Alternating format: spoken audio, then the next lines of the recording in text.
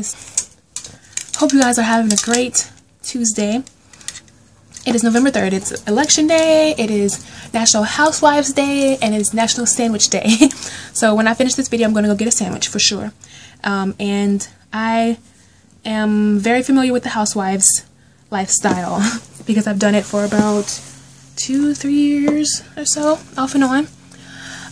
But yeah, I just felt the need to do this video because I keep coming across instances of people dealing with this thing, and it's basically depression and sadness and, you know, thoughts of suicide sometimes even. So I figured I'd get on here and, I don't know, spill my heart out, I guess, spill my guts on this topic. I'm in the Coast Guard. I'm a reservist, so I only work 2 days a month. But I do get a lot of training during my drills. And one of the trainings that we've done was suicide prevention. And in that training I read that if you hear somebody ever talk about suicide or considering it, or say anything that's alluding to that they're thinking about it, don't take that lightly. Take it as seriously as you can possibly take it, and try to talk to them, try to talk them out of it, you know, that kind of stuff. Try to encourage them to keep on going with life. And I came across an instance a couple Thanksgivings ago where my niece's friend was talking about killing herself because she's having so many issues, so many problems with her family. And man, like, family can be your worst enemy or your best friend sometimes, because when everything's going well, you just get this warm, fuzzy feeling in your heart about your family members, and you're just like, oh my gosh, I love you guys so much. I thank you for your support. I thank you for, you know, helping me with this and that, or just being there, talking to me. Thank you for your friendship, you know, your loving kindness and all that stuff. But then when they turn on you, it can crush you like crazy, like a way that nobody else can. And sometimes family members are the triggers for suicidal thoughts and actions, and it sucks. It really sucks. But I just want to say to anyone who might be considering suicide, like, don't do it, you know. That's the first thing. I know I'm smiling, but I'm so serious. Don't do it, man, because there's so much that can change. Life is anything that you can see. I always heard this quote from my pastor back in the day. Anything that you can see or touch is likely to change. This room could change. Outside, the weather could change. The sky could change colors.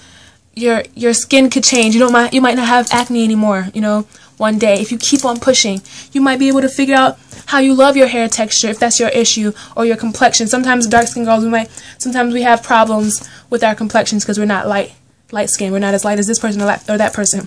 Sometimes heavy-set girls, we have issues because we're not as skinny or as thin or as fit as the next person. But all of that, not your skin color necessarily, not healthily, can change. If you don't like something about yourself, then change it. If you don't like your situation, if you don't like that you live in a junky house, then clean it up, you know. If you don't like that you feel unmotivated, then do something that you know motivates you. Like for me, if I watch creative YouTube videos, it motivates me to do something creative or do a DIY or just do anything. Like it motivates me to just get up and do something. If I watch HGTV or something, it motivates me to, you know, do something to the house, you know, that kind of stuff. Do something that you know inspires you or motivates you, and change your situation.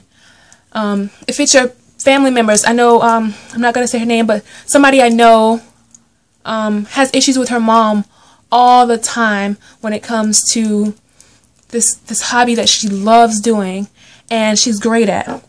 But her mom seems to just always be in the way, you know, like always just messing things up for her. But one day, she's not going to be with her mom anymore. She's going to be able to leave for college or for military or for something. Well, she's going to be old enough to get out of that household, and she can live how she wants to live. I have a story for you. Growing up, I and my sister and I were very, very, very sheltered. I mean, like extremely, I shouldn't say extreme. It's not that.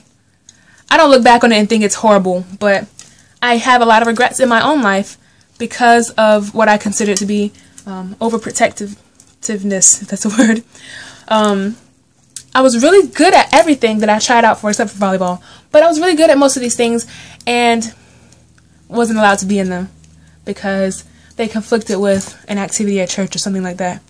And for a long time I regretted.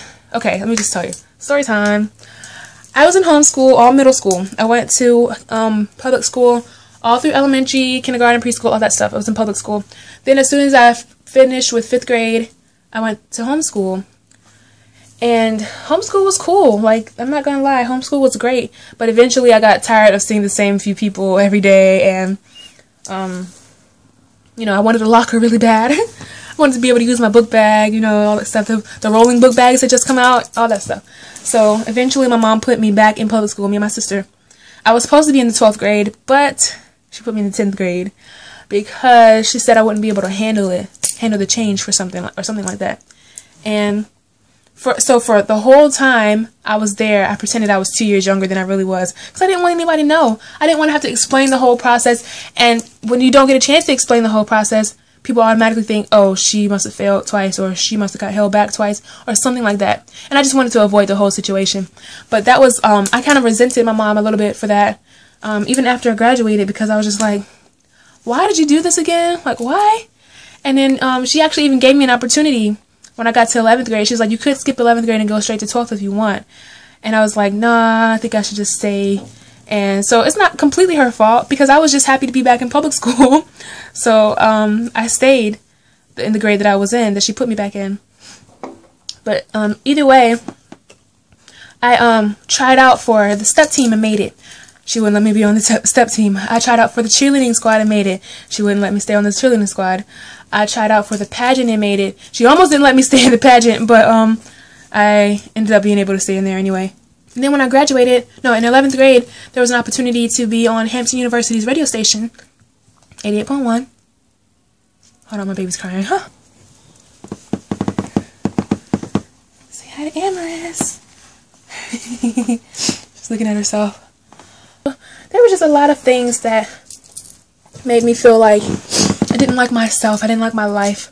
Baby girl, say hi, YouTube. Okay, anyway, because I was older than most people in my grade in high school, I felt very, very self-conscious. I didn't really want people to know much about me. And that kind of, you know, killed my self-esteem to some degree. Even after I graduated, you know, college, I was a couple years older than most people I was, you know, in classes with and stuff. So it basically caused me to not like my life, not like myself, or anything like that. The relationship that I was in was extremely unhealthy, and that kind of stuff can definitely cause, you know, depression and anxiety. I was getting all of that, I promise you. Sometimes, like, I have a trouble expressing myself, and I'll just go into, like, some type of breakdown and be like, you know, crying really hard and trying to breathe, all that stuff. But, girl, what are you doing? Are you trying to take over my video? Huh? But I just want to tell you, though, you know, life gets hard. You might have 3 kids. You might, you know, be trying to get that job you really want. You might be trying to get that paycheck you really want. And it might be a struggle. I can understand. I only have 1 and she's expensive, you know. But they are worth, the babies, your family members, the ones who love you, because not all of them hate you. The ones who love you are definitely worth holding on for and keeping moving for, if that makes sense, keeping moving. Like, I just know that last year my grandma was taken away from us very suddenly, and it was extremely heartbreaking to all of us. She had 7 grandkids, a whole lot more great-grands, and it was devastating. And I just know how I felt with my grandma suddenly taken away from me. My mom was extremely devastated, and my aunt. that their mom was suddenly taken from them. So imagine how your family members will feel, even if you are arguing with them, upset, you know. That's going to be even worse. Don't do that just so that they can feel guilty, because eventually everyone gets over their angers, you know, unless they have some type of forgiveness problem. And if they do, that's not your problem. Everybody gets over their anger, so don't take, I've heard it called a permanent solution to a temporary problem. Everything, like I said, everything that you can see or touch in this world can be changed, and most likely will change. So if you're having that extremely difficult problem, extremely difficult day, week, month, year, couple of years, it's all extremely difficult. It's hard to keep going. It's hard to keep pressing on.